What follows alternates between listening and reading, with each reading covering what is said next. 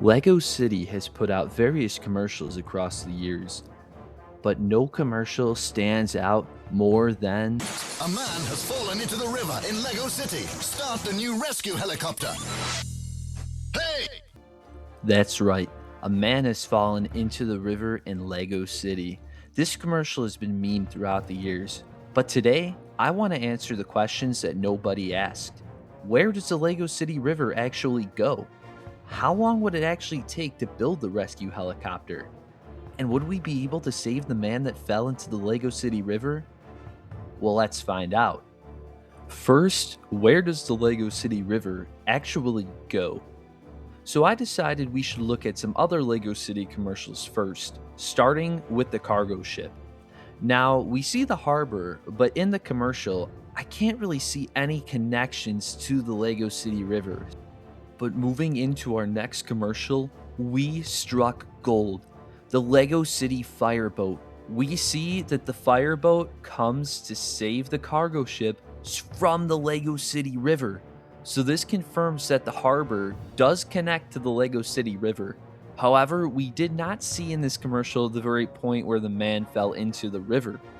There were only 2 other commercials that I could find that included pictures of the LEGO City River. The first was this police boat, and we can see that this doesn't exit into the harbor like we previously thought. This exits by the LEGO City Prison. So that means that the LEGO City River must split and have 2 separate exits into the ocean. And the last commercial to feature the LEGO City River is for the LEGO City Speedboat. But we can tell by the drawbridge and this little dock area that this is the same exact area that we saw in the previous police boat commercial. A few other things to note. We know that just off the shore of LEGO City, there are some rocky outcroppings. Additionally, we also know that there is another LEGO Island prison that is off the shore of LEGO City. And all the way north of LEGO City, we know that there is the LEGO Arctic from the Arctic Expedition sets. Now this is going to come into play later. Now after analyzing the commercials, we can safely assume that the LEGO City River has 2 different exits, meaning it splits somewhere within the city. We know that one exit leads out to the harbor, and we know that another exit comes out by the police station or by the prison. Now I decided to look up some maps to see if we can find the actual layout of LEGO City. Now, one of the first maps that we tend to see a lot is from the video game LEGO City Undercover. But this doesn't look like the traditional LEGO City that we see in the commercials from the early 2000s. Now, there are some other images of promotional pieces floating around online, like this one here, which shows a lot of the classic sets that are usually featured, but it's missing those types of canals that we see within the commercials. But just below this, I spotted what is likely the true layout of LEGO City. So let's take a closer look at this map of LEGO City. Now, one thing to note, So anyway, where were we? Oh yeah, so here's a close-up of this map of LEGO City. Now, one thing to note is we have our cargo ship down here, and we confirmed from the second commercial with the LEGO Fireboat that the harbor is connected to the LEGO City River. So we see that right here, but the most important piece of all, the LEGO City Hospital, and it's on the LEGO City River. Why is this important, you might ask? Well, if you remember from the commercial, this is where the man fell into the river. It was in front of the hospital. So we figured out where the LEGO City River actually goes. We've also found the exact location where the man falls into the LEGO City River. But there's still a few things we need to answer. One is, how long would it take us, the average viewer, to build the LEGO rescue helicopter? We know from the commercials that LEGO exaggerates how quickly you can actually build it.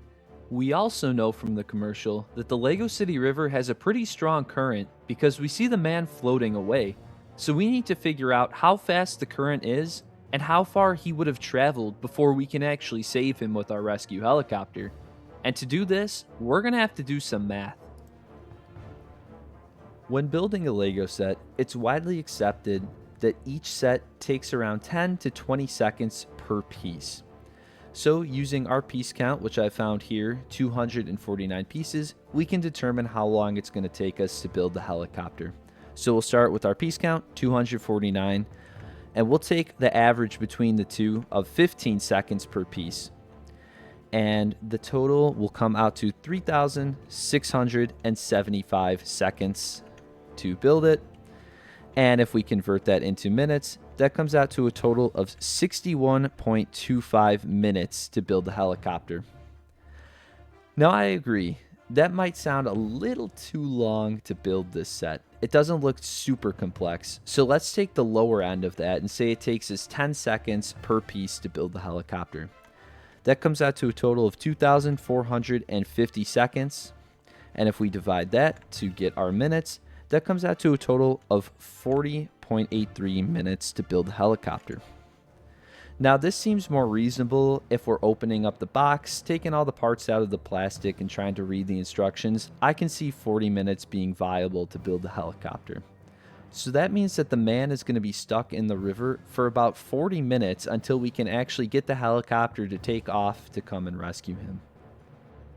While you guys start putting this set together, I'll take a look to see if I can determine how fast that man is floating down the Lego City River. To accomplish this, we first need to see how Lego scales to real life. Now before I break out my ruler, the Brick Builder's Handbook has already found that minifigures scale to around 1 to 42 for humans. They found this by taking the average height of a human, 170 centimeters, which is around 5'5" or 5'6", and dividing that by 4 centimeters, the height of a minifigure, which actually comes out to 42.5, but it's closer to 42 because Legos don't exactly share the same proportions as a human being.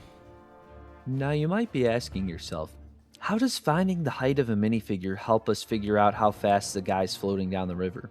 But don't worry, we're getting there. So now that we know that Legos scale 1 to 42 to real life, we need to determine how many studs are equal to one real life foot. Now to start, we're going to have to convert feet into centimeters because that's how Legos are measured. So we'll start off with 1 foot. We know that 1 foot is equal to 12 inches. And we know that 12 inches is equal to 30.48 centimeters. Now, we need to apply our scale factor, so we are going to divide this by our scale of 42, and that's going to give us 0.73 centimeters. Now we need to determine the distance of a single stud. We know from the image above that 2 studs are 1.6 centimeters, so we know that a single stud is 0.8 centimeters. So if we add that into our equation, we have our 0.73 centimeters. We'll divide that by our 0.8 centimeters, and that's going to give us a total of 0.91 studs, and that is equal to 1 foot. Now we're almost there. We know that 0.91 studs is equal to 1 foot, but we want the distance of a full stud. So we need to do one more math equation here. We have our 1 stud. We know that that's equal to 1 foot, which is equal to 0.91 studs, which gives us a conversion of 1.11 feet per stud. Next, we need to determine how fast he was going down the river. This is a little hard to determine because we only see that shot for about 3 seconds.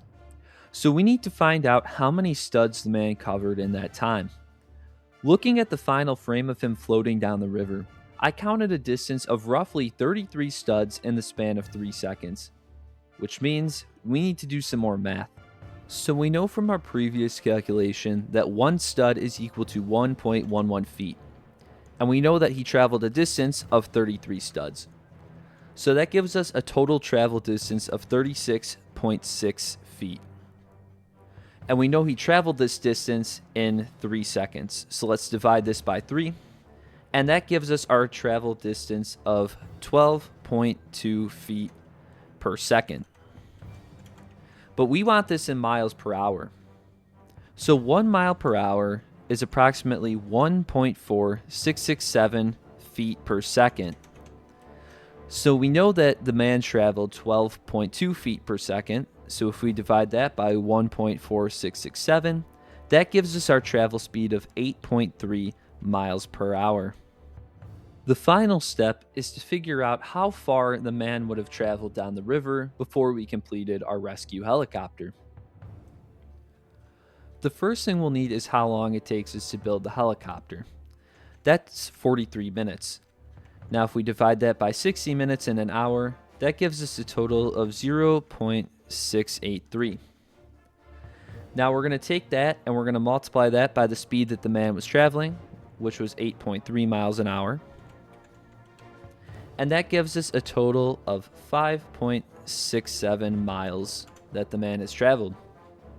So now we know his distance covered in miles, but let's convert this back to distance covered by studs. So to start off, we know that one stud is equal to 1.11 feet. Now, how many feet are there in a mile? Well, 1 mile has approximately 5,280 feet. Now, if we multiply this by our 5.67 miles, that gives us a distance of 29,938 feet. Now, before I tell you how many studs this is, I'll leave you a second to put in the comments section how many studs that you think it is before I reveal this answer to you. And let's just say we hope that this Lego man was floating face up. Well, let's just say we'll be taking a trip to the Lego Arctic to go get this guy, because he would have traveled a distance of 26,970 studs. I was going to go through the commercials and see how many studs it actually took to get out to the Lego Ocean, but seeing 26,000 studs, I think you and I both already know that we'll be contacting the Lego Coast Guard to come save him. Or more likely, he'll be found by the Lego Arctic Expedition team. Anyways, thank you so much for watching the video. Be sure to like, comment, and subscribe. And I will see you next time.